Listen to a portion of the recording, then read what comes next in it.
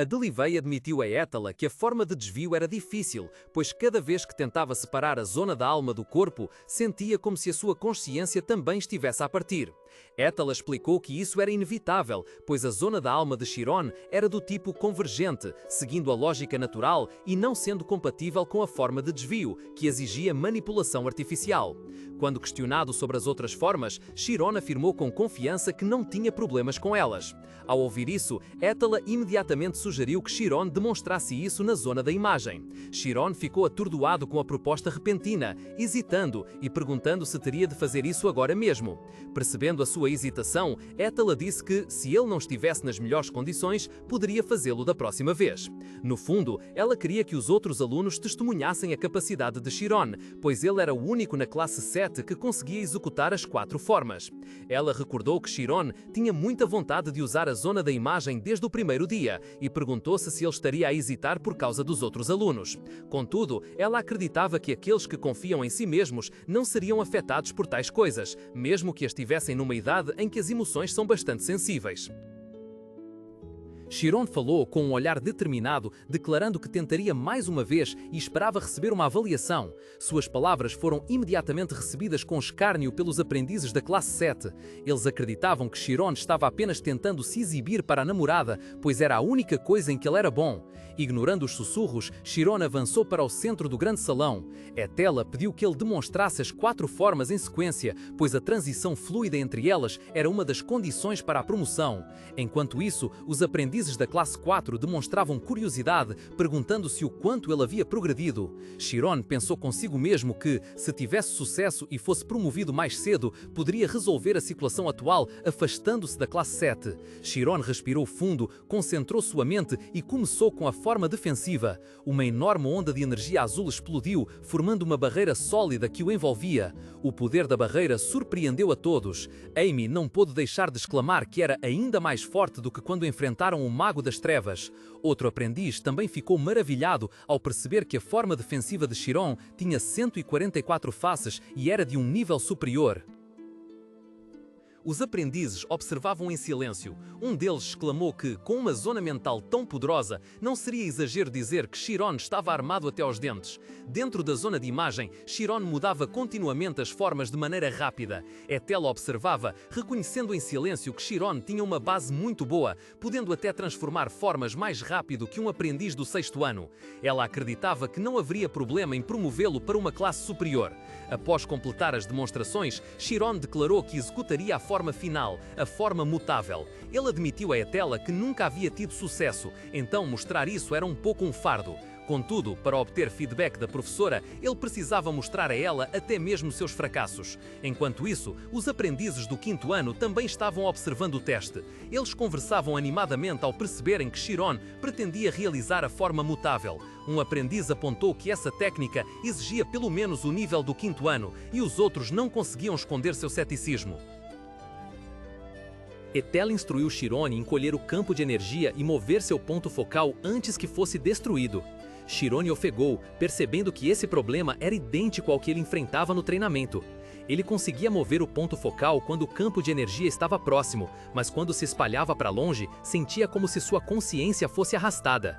Mesmo assim, Chiron estava determinado a tentar mais uma vez. No entanto, seus esforços só foram recompensados com risadas abafadas dos outros aprendizes. Eles começaram a zombar, perguntando o que ele estava fazendo e sarcasticamente questionando seu título de gênio. Eles achavam que ele era realmente vergonhoso e tolo por se mostrar complacente, chegando a duvidar se aquilo era mesmo a 4ª forma. Das arquibancadas, Étala percebeu que era a zona espiritual de Chiron. Amy se perguntou por que ele estava agindo assim, já que havia se saído tão bem antes. Ela notou que o campo de energia dele estava flutuando violentamente e se perguntou se a atenção de todos o estava afetando. Amy não podia acreditar que apenas isso fosse suficiente para fazer Chiron vacilar.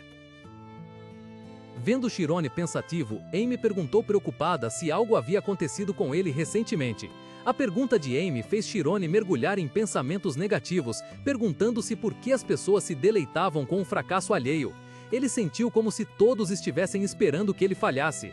Memórias de isolamento e ridículo o invadiram, desde a infância até os olhares desdenhosos dos outros alunos, fazendo-o acreditar ainda mais que não pertencia àquele lugar. Naquele exato momento, a voz de Amy soou, interrompendo seus pensamentos, sugerindo que ele estava pensando demais em coisas inúteis. Aquelas palavras foram como um alerta. Em sua mente, Chirone disse a si mesmo para parar de hesitar. Ele decidiu, se quisesse fazer algo, era só fazer. Num momento de desilusão, Chirone ouviu uma voz familiar perguntar se ele tinha vindo ali para se tornar um mago. Ele ficou confuso, sem saber quem era. Saindo de seus pensamentos, Chirone se perguntou o que acabara de pensar. Ele percebeu de repente e gritou alto, afirmando que estava ali para se tornar um mago. Imediatamente, uma gigantesca onda de energia mágica azul explodiu dele, deixando todos os outros aprendizes testemunhando estupefatos e surpresos. Em seu escritório, Siena estava revisando um relatório de incidente de estudante. O relatório afirmava que 6 estudantes usaram antimagia, um tipo de magia proibida na escola, causando dano psicológico às vítimas. Siena murmurou para si mesma, surpresa que Chirone tivesse resistido à antimagia apenas com uma forma defensiva. Ela ponderou que a antimagia era um tipo de magia tão perigoso que até um especialista precisaria de um artefato para usá-la. Era tão perigoso quanto difícil de executar. Ela pensou que talvez os estudantes não tivessem usado a antimagia corretamente, mas derrotar os 6 era realmente surpreendente. Siena concluiu que isso significava que a força mental de Chirone era ainda mais forte do que a dos 6 combinados. Em seu escritório, Siena ponderou, perguntando-se se tudo era devido ao talento de Chirone. Naquele exato momento, Etela entrou alegremente, chamando seu nome. Etela relatou que ontem Chirone usou com sucesso a forma variante. Ela enfatizou que esta era uma conquista incrível, já que ele havia começado a aprender as 4 formas há apenas um mês. Sua região espiritual destacada funcionou por cerca de 4 segundos antes de se dissipar. Ao ouvir isso, Siena o admirou ainda mais e afirmou que sua avaliação inicial sobre ele estava completamente correta. Etela então sugeriu que eles deveriam fazer algo para despertar a vontade dos outros alunos. Siena sorriu, ajeitou os óculos e respondeu que achava que ambas tinham o mesmo pensamento. Alguns dias depois, na aula de Química da 7ª série, Siena estava diante de um quadro cheio de fórmulas e declarou o fim da aula de hoje.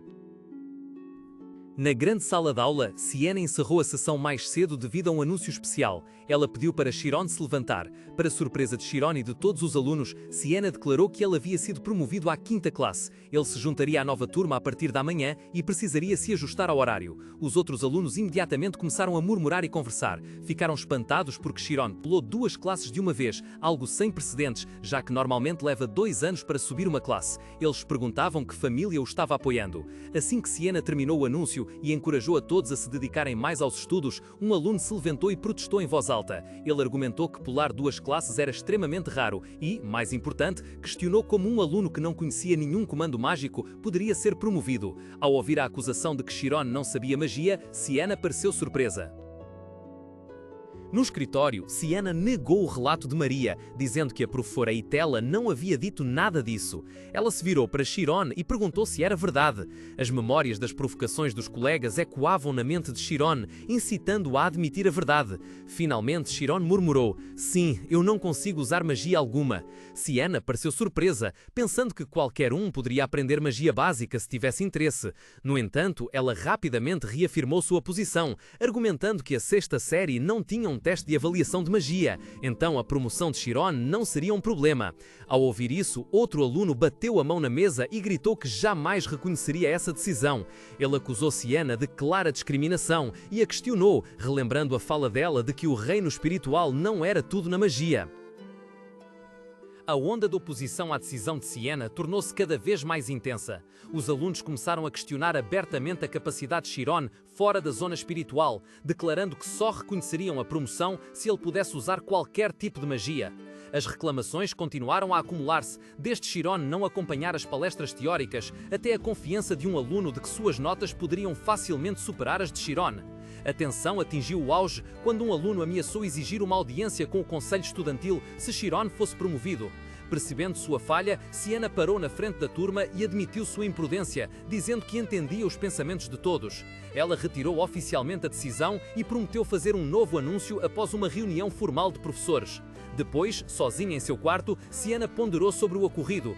Ela não esperava que os alunos ficassem tão zangados e percebeu que a oposição deles não era meramente por se sentirem injustiçados, mas também potencialmente decorrente de problemas emocionais.